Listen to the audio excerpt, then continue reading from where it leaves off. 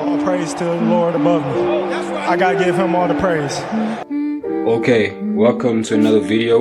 You know me, just sharing my trading journey, especially my prop firm journey, and just letting you into exactly what I do and all of that intro stuff. I suck at intros, so just minus that. The main thing that I came on here to say actually is I wanted to talk about this crazy loss that I took yesterday.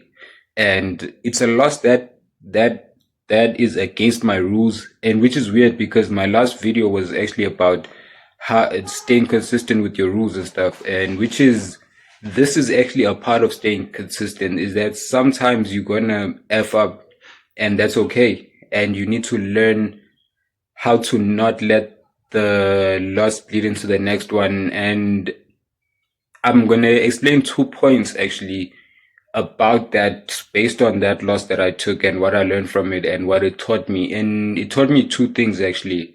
And the first one is that you can mess up and you can F up and still be okay as a trader. Like, that's the craziest thing ever. I'm not saying that you should break your rules willy-nilly or anything, but you should know that sometimes you F up. It's the best analogy that I can think of right now is when Messi effed up that kick, that penalty, but he still won the game, because he didn't let that penalty get into his head that, oh, I effed up a penalty, so therefore that means I'm losing the game.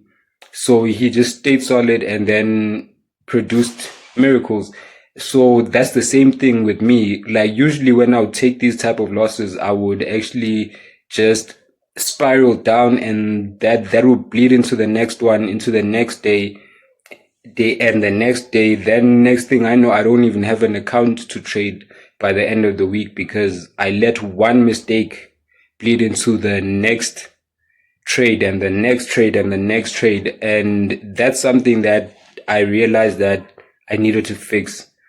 And I'm very proud of myself that yesterday's loss did not bleed into today's thingy. And the main reason why I did that was because of FOMO.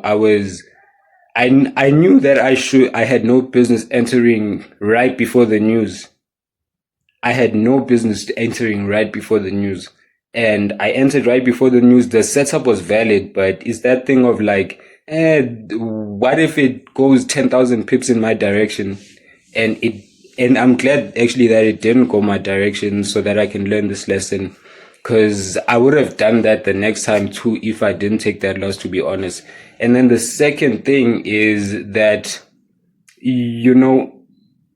what was the second thing? And then the second thing is actually that never take a risk that is risking your entire trading career, because realistically, I could have breached that account. Let me show you, because the prop firm that I'm trading with, then the type of account that I have has this thing called the Guardian Shield, which means that if I risk more than 1%, and I already have one strike on it too. Let me put it on the screen too. I already have one strike on it. That means if I risk above 1% one more time, it's chai for my account.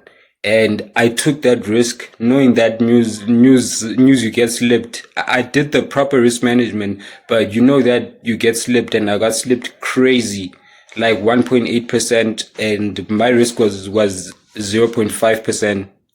And so over 1.3% of just slippage. So, but I don't blame that on the prop firm. I blame that on myself, because I know that news does that.